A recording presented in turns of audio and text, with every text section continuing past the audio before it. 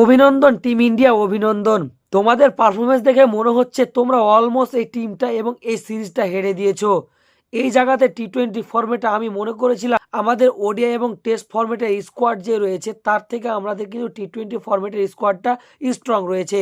আমরা wide wash করতে পারিনি সাউথ আফ্রিকাকে টেস্ট এবং ওডিআই। আমরা কিন্তু টি-20 ফরম্যাটে যেহেতু আমাদের স্ট্রং, সব থেকে মারাত্মক লেভেল স্ট্রং, ওই জন্য কিন্তু আমরা ওয়াইড ওয়াশ করবো আমরা উম্মিদ রেখেছিলাম।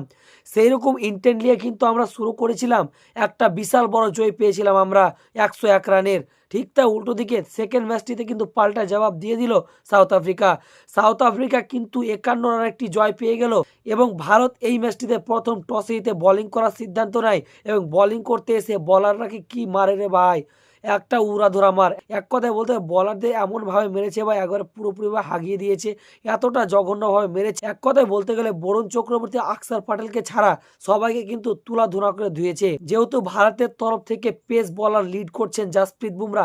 জাসপ্রীত বুমরা কিন্তু 40 রান প্লাস কনসিড করেছে তার 4 ওভারে। ভাবতে কেমন লাগছে, জাসপ্রীত বুমরা যেই লেভেলের বলার, গোটা ওয়ার্ল্ডের মধ্যে সব থেকে বিখ্যাত বলার হচ্ছে জাসপ্রীত বুমরা। জাসপ্রীত বুমরা এই লেভেলের বলার হয়েও সাউথ আফ্রিকার অ্যাগেন্স্ট 4 ওভারে 40 রান প্লাস খাচ্ছে, এটা ভাবা যায়? তো সাউথ আফ্রিকার ব্যাটসম্যানরা জাসপ্রীত বুমরাকে 2টা অথবা 3টা করে 6 মারছে 1 ওভারে। ভাবতে কেমন লাগছে গাইজ যে জাসপ্রীত বুমরাকে 40 প্লাস রান নিয়েছে এবং জাসপ্রীত বুমরাকে আমরা খুব একটা কমই দেখি এতটা রান কনসিড করতে তার ওভারগুলোতে। ঠিক তা উল্টো দিকে এই দিনটা পুরোপুরিভাবে হার্দিক পান্ডিয়ার ছিল না। হার্দিক পান্ডিয়ার কাছে যেরকমটা উম্মিদ জাগিয়েছিলাম, হার্দিক পান্ডিয়া 23 বলে 20 রান করে গেছে এবং একটা অসম্মানীয় পারি খেলে গেছেন হার্দিক পান্ডিয়া। হার্দিক পান্ডিয়ার কাছ থেকে আমরা কিন্তু একসেপ্ট করিনি 23 বলে 50 অথবা 60 রানের একটা ইনিংস আমরা কিন্তু একসেপ্ট করেছিলাম, আমরা আশা রেখেছিলাম। সেটা হয়তো করতে পারিনি, সেটা আলাদা কথা। কিন্তু উল্টো দিকে যেই জায়গাতে গতিটা, হাগো ভাই তুমি কি গো, যেহেতু টিম ইন্ডিয়া যেই পজিশনে যেই প্লেয়ার খেলবে তাকে সেখানে না খেলিয়ে 7 নম্বর প্লেয়ারকে 3 নম্বরে করাচ্ছ।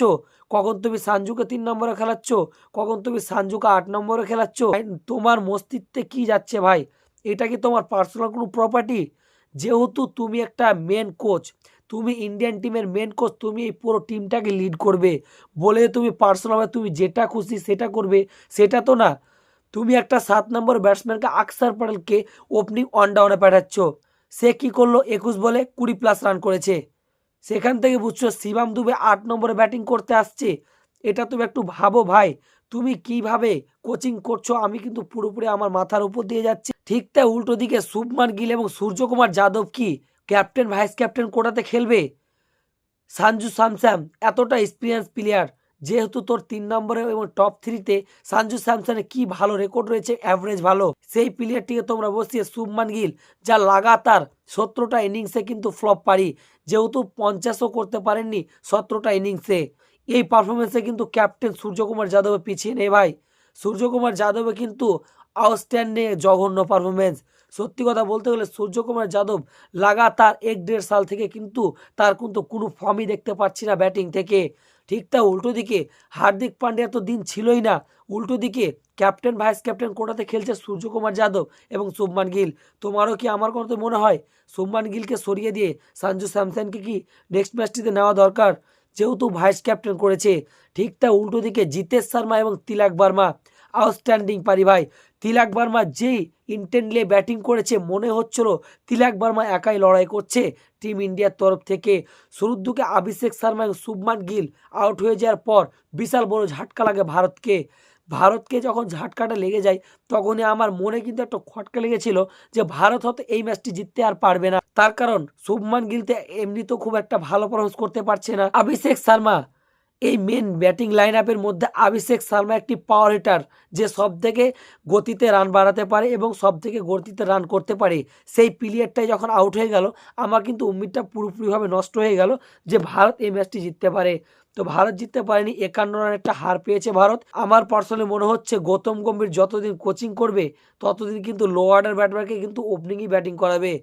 আকসার প্যাটেল, জাসপ্রীত বুমরা এবং বরুণ চক্রবর্তী পায় না যে ওপেনিং করিয়ে দেয়। তার মাথার উপর দিয়ে ভাই কি যাচ্ছে সেই বুঝতে পারবে ভালো। তো এই ছিল এই পর্যন্ত ভিডিও, এবং তোমার কি মূল্যবান মতামত?